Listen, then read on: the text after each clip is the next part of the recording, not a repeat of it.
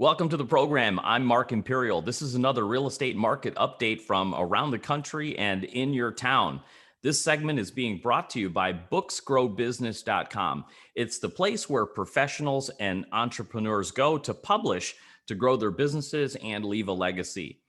Joining me on this market update, we're on the East Coast, New York City. Joining me on the call today is Melissa Vance. She's an associate broker with Sotheby Homes in New York City. Melissa, welcome to the program. Thank you. Thank you for having me. Excited to be here. So, Melissa, tell us a little bit about your business and the types of folks that you like to help.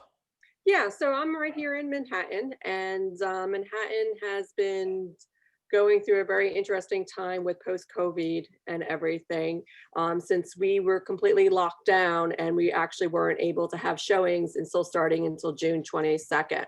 So we started the year very, very strong, and then we went complete lockdown in March. And things are starting to come back alive and everything. What we're experiencing right now is a very active buyer's market. So if you ever thought of buying in New York, this is really the time to do it because we have a lot of inventory. Usually we have about 7,500 units listed. Right now we have 9,600. So that's a huge dip. We actually have been in a buyer's market for the past 2 years. So this is just really adding to it as well. So we are definitely having contracts signed, and it's moving forward.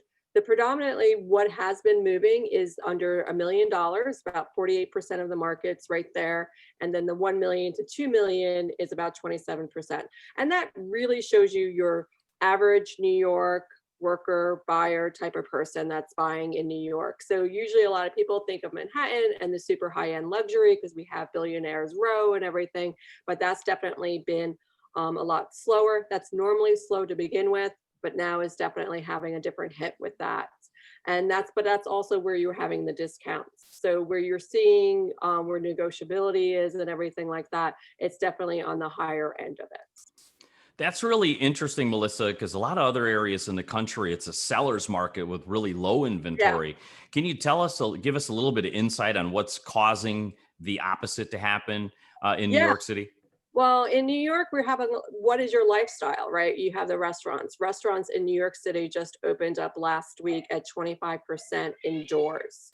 So we have that. Broadway is not opening up until May of 2021.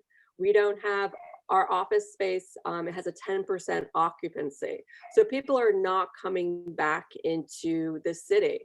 A lot of people left, they went out to the Hamptons, I'm sure people read about, but they've also gone into New Jersey, up to the Catskills, Connecticut, and everything like that, those bedroom communities. And that's where it's all growing, and that's where people are going. There's also been a little bit of a disconnect of when schools were going to open in New York. And if you have this half learning in and out, it's just been a lot of things for people to get used to. And why do you come to New York, right? You come here for all the accoutrements of the city and everything like that. But if you're living and working and you've been renting, it's time to buy. Interest rates have been the lowest. You have the inventory, you have the choices of every neighborhood. So now that there is that opportunity for buyers out there, are you seeing that surge of folks coming into the market as buyers? And if so, what's a big piece of advice that you'd give them that's more important today than ever before? Well, it's thinking about how do you live your life. So definitely the buyers are coming back. If you know you're going to be here for the next 5 to 7 years, it's definitely the time to buy in New York. If you're thinking, oh, I'm dreaming about a pied a terre type of stuff, yeah, there is that opportunity, but it's also you come for a pied a terre for Broadway, the restaurants, the nightlife, and everything like that. If you're going to be here, working here, and you know that, then it's just like the most wants are outdoor space, a washer and dryer in your unit. Believe it or not, that's not that common in older co-ops and stuff like that. And just having what else, if you want to be more in an uptown area where you have more parks that you can go out and about and maybe not in such a dense area. So it's really understanding how a person wants to live their life and what is important for them. And it might be just having that glass of wine on a balcony. That might be the trick. Sounds like a really interesting opportunity at this time to look at New York City, considering, hey, we can't stay this way forever, and a great opportunity for now. Um, Tell us, what are showings looking like today? Being in the having been in the epicenter of the pandemic, what are showings looking like? Are there more virtual showings? Are you doing in person? Tell us We how that looks. Yeah, we're definitely doing in person. We definitely have the virtual, so you can see the virtual and a lot more pictures than you normally would see. Everything is by appointment. We don't do open houses anymore.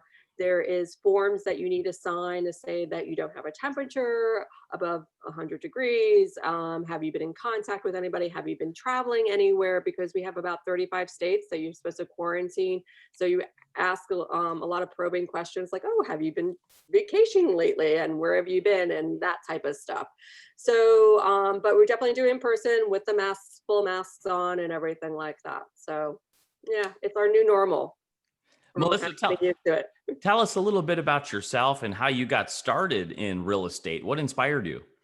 Yeah, well, my family actually has been in real estate in Upper Manhattan for over 100 years, and I inherited my share of two buildings about 12 years ago.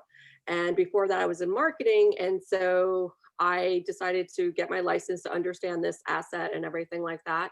And so I'm a landlord. I have about 75 tenants that I'm a landlord as well. And I just really fell in love with the whole process and everything like that. So I deal with a lot of different type of buyers and with investors if they're looking for a 1031 exchange or just your simple first time buyer wanting to come in, and also dealing with a lot of rentals and then just giving advice to other property owners and everything like that. So I do a whole bunch of different stuff, which makes it very exciting and fun and interesting. Melissa, it sounds like you have a ton of experience and knowledge to share with your clients. For those listening now that are interested in the market and would like to get in touch with you, how do they find you? Yeah, so you can definitely call me on my cell. I'm always available. That's 917-703-6378. You can also find me at my website, melissavancanyc.com. And my email is melissa.vance@sotheby'shomes.com. Melissa, this has been terrific. I really appreciate you taking the time to share with my audience today. I wish you continued success for you and for all of your clients. Thank you, Mark. I really appreciate that. This segment's been brought to you by booksgrowbusiness.com. It's the place where professionals and entrepreneurs publish to grow their business and to leave a legacy.